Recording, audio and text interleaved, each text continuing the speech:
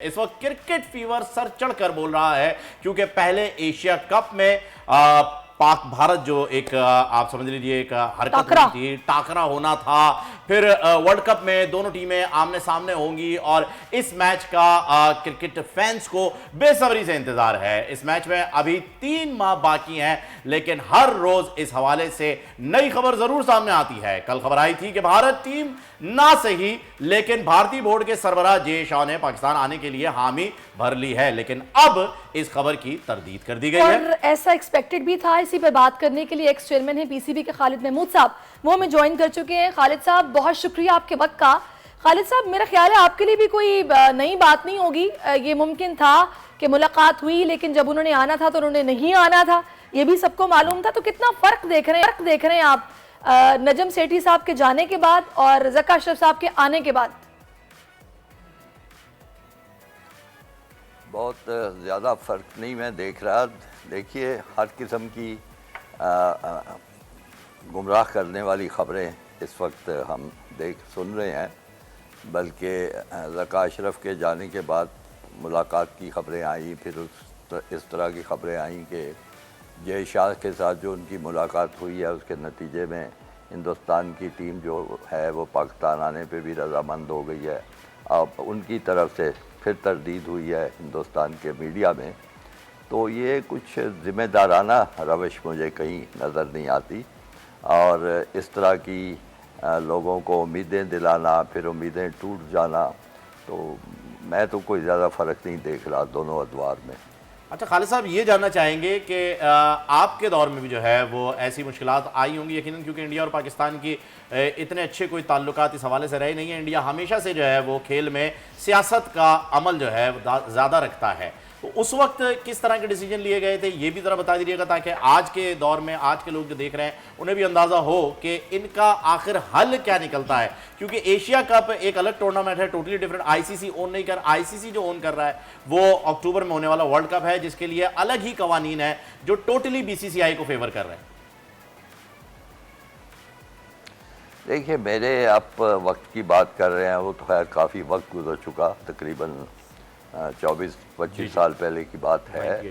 तो उस वक्त इससे भी मेरा ख्याल है कुछ मखदूश हालात थे। अगर आप रिकॉर्ड देखें तो पाकिस्तान की क्रिकेट टीम ने हिंदुस्तान का दौरा करना था, लेकिन वहाँ बड़ी सख्त और शदीद मुखालफत थी।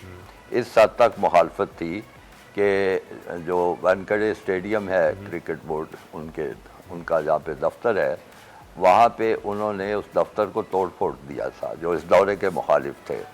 फिर दिल्ली में फिरोज शाह कोटला ग्राउंड जो थी विकेट, वो उखाड़ फेंकी गई कि हम नहीं चाहते कि पाकिस्तान आए।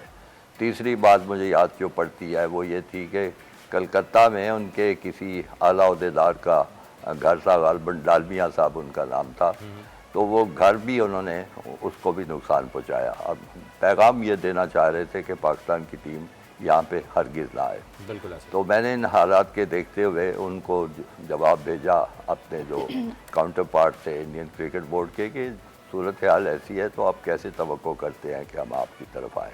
उन्होंने कहा, देखिए ये सिक्योरिटी है तो वो तो हमारी जिम्मेदारी है, आपको तो कोई परेशानी नहीं होगी।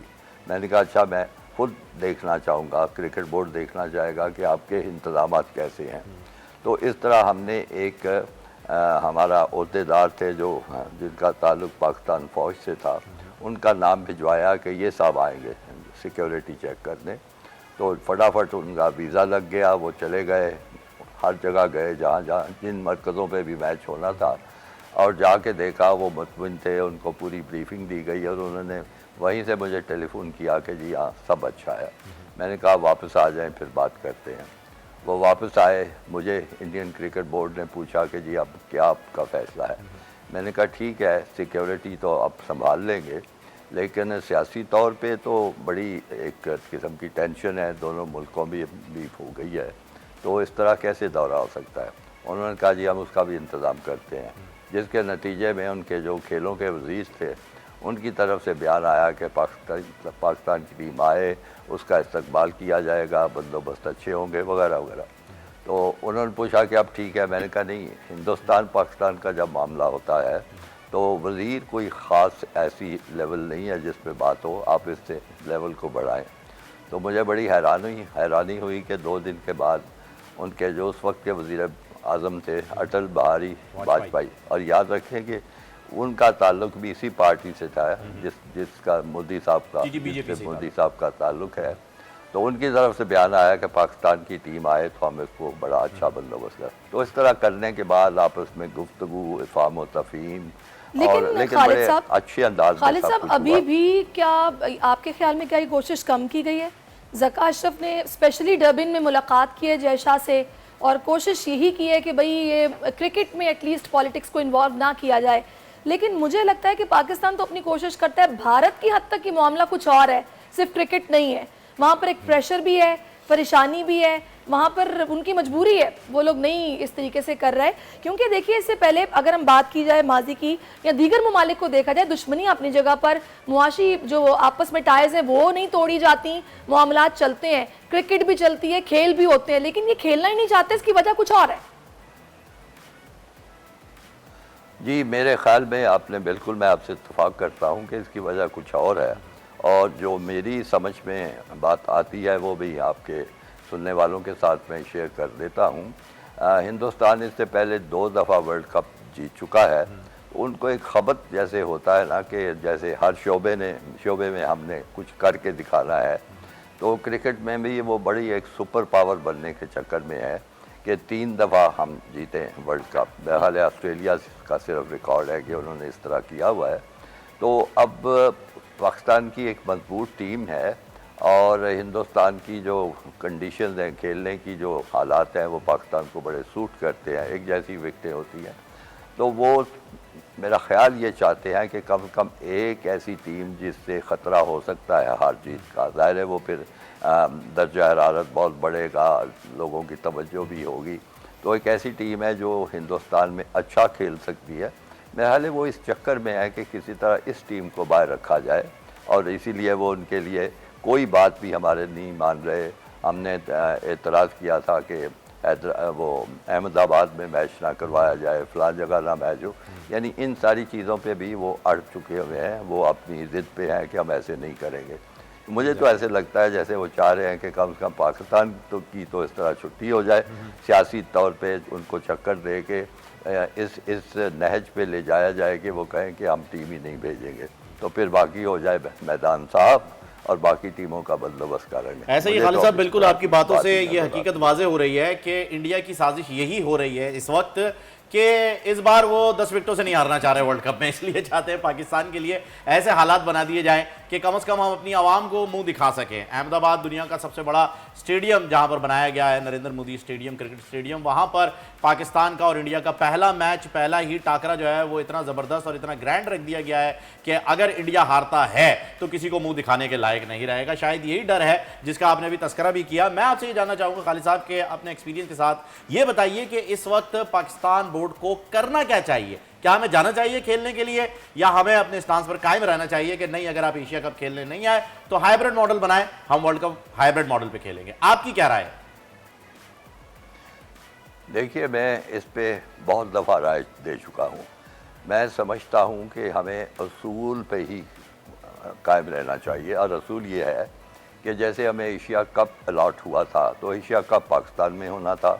हमें इसरार करना चाहिए था कि हिंदुस्तान यहाँ आके खेले अगर खेलना चाहता है। अगर नहीं खेलना चाहता, सियासी वजूहात हैं, जो भी उनकी वजूहात है, तो वो ना खेलें। उनके मैच जो हैं वो ख़त्म कर दिए जाएंगे और बाकी पाकिस्तान जीत के तो एशिया का चैम्पियन बन जाता। तो हमें वार है, हाइब्रिड मॉडल की ज़रूरत नहीं थी। इसी तरह अब जब हम उनके ख़िलाफ़ बयान देते हैं कि वो क्रिकेट और सियासत को इकट्ठा कर रहे हैं और क्रिकेट को एक सियासी हथियार के तौर पे इस्तेमाल कर रहे हैं, तो फिर हमें खुद ऐसे नहीं करना चाहिए। जबरदस्त जी, उसूल पे कायम रहना चाहिए। खालिद साहब, आपका मौक़िफ़ आ गया है, और सैरिश वाकई जब बात उसूल की आ जाए तो फिर किसी भी किस्म का कोई कॉम्प्रोमाइज़ नहीं होना चाहिए। बहुत शुक्रिया खालिद साहब, आपने था। और नुकसान होता है, हो जाए, हाँ हो जाए जी, उसूल पे कोई कॉम्प्रोमाइज़ नहीं होगा जी। अब हम भी डट के खड़े हैं। आओ जी, देख लेते हैं बीसीसीआई को। अपना घर यूं मईशत का पहिया भी घूमेगा, मजदूर भी सर उठा के जिएगा।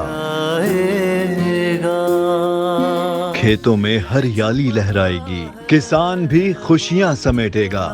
है वक्त गुजर उम्मीद के चिराग जलते रहेंगे, महंगाई से भी जान छूटेगी। फैसले की घड़ी पाकिस्तान जीता है और पाकिस्तान ही जीतेगा।